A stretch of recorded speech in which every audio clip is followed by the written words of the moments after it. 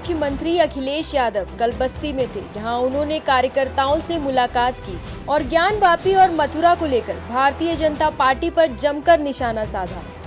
जिस तरीके से चुनाव के बाद डीजल पेट्रोल महंगा हुआ है, स्टील महंगी हुई है, सीमेंट महंगा हुआ है, खाने का तेल महंगा हुआ है, हर चीज़ की महंगाई बढ़ रही है।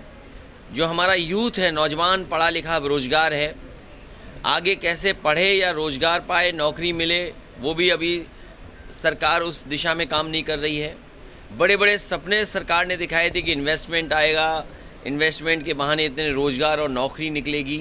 तो इन सवालों का जवाब न देना पड़े, इसीलिए भारतीय जनता पार्टी जानबूझ करके स्मोक स्क्रीन, एक ऐसा पर्दा डालती है जिससे अपनी कमियों को छिपा ले। और ये जो बनारस का मामला चल रहा है, उसके पीछे जानबूझ करके भारतीय जनता पार्टी है। अखिलेश यादव यही नहीं रुके, उन्होंने भाजपा पर समाज को और विपक्ष को बांटने का आरोप भी लगाया। इस बात को समझना पड़ेगा कि जिस तरीके से अंग्रेज डिवाइड एंड रूल करके राज करते रहे, उसी सिद्धांत को भारतीय जनता पार्टी आगे बढ़ा रही है। समाज को कैसे बांटा जाए, समाज में कैसे नफरत हो, और जो विपक्षीय लोग हैं उनके बीच में एक दूसरे से कैसे दूर किया जाए, इसी रणनीति पर लगातार भारतीय जनता पार्टी काम कर रही है। सपा नेता 1991 के एक्ट की तरफदारी में भी खड़े हुए और आरोप लगाया कि महंगाई बेरोजगारी को छिपाने के लिए बीजेपी इन सब मुद्दों को भड़का रही है। जहां तक धार्मिक स्थानों का सवाल है, पहले से जो एक्ट बना है 1991 एक्ट की परवाह नहीं है भारतीय जनता पार्टी को। जिस समय सुप्रीम कोर्ट में फैसला हुआ, उसमें जो बात रखी गई, उस पर परवाह नहीं है भारतीय जनता पार्टी को। भारतीय जनता पार्टी जानती है कि बुनियादी जो सवाल हैं उन पर अगर चर्चा होगी तो भारतीय जनता पार्टी का सफाया हो जाएगा।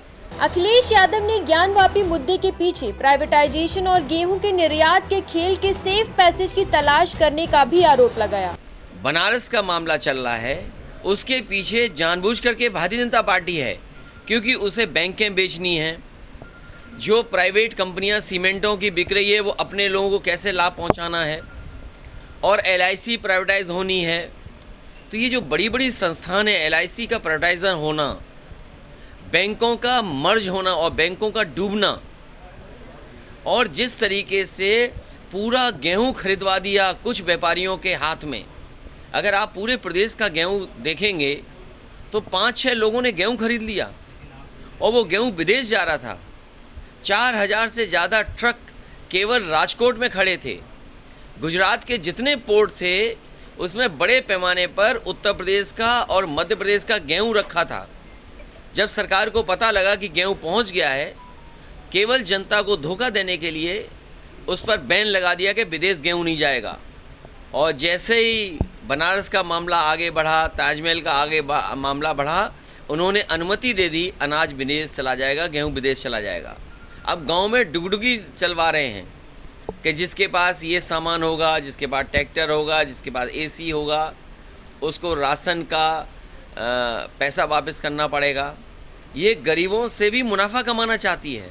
पूर्व मुख्यमंत्री ने सरकार को उसकी बुलडोजर नीति को लेकर भी घेरने का प्रयास किया। इसके अलावा राज्यपाल पर भी निशाना साधा। बुलंदशहर में एक पत्नी अपने पति को जगाने जाना चाहती थी। वो पत्नी अपने पति को नहीं जगा पाई, बुलडोजर ने आगे काम किया, उसके पति की जान चली गई। पति की जान चली गई। एक मजदूर अपने घर से सब्जी बेचने बाजार गया, जब घर लौटा तो पता लगा बुलडोजर से उसका घर गिर गया। अगर सरकार बुलडोजर से घर गिरा रही है तो मुख्यमंत्री जी ने कल ही एक उद्घाटन किया है कैंसर इंस्टीट्यूट, वो इलीगल है। क्या उस पर बुलडोजर चलाएगी सरकार? मुख्यमंत्री जी ने जिस अस्पताल का उद्घाटन किया वो इलीगल है, क्या उस पर बुलडोजर चलेगा? जिस थाने में बेटी का बलात्कार हुआ, क्या उसमें बुलडोजर चलेगा? याद कीजिए, एक राजपाल वो थे जो ये बताते थे किस जाति के कितने अधिकारी उत्तर प्रदेश में हैं, और आज राज्यपाल क्या हैं क्या उस समय के राज्यपाल अगर गिनती कर सकते थे अधिकारियों की जात के हिसाब से, तो आज के राज्यपाल क्या जाति के आधार पे गिनती नहीं करेंगे? तो वो राज्यपाल अलग थे कि ये राज्यपाल अलग है? बस्ती से अमृत लाल की रिपोर्ट के साथ न्यूज़ ट्रैक से मैं अनुषी गुप्ता।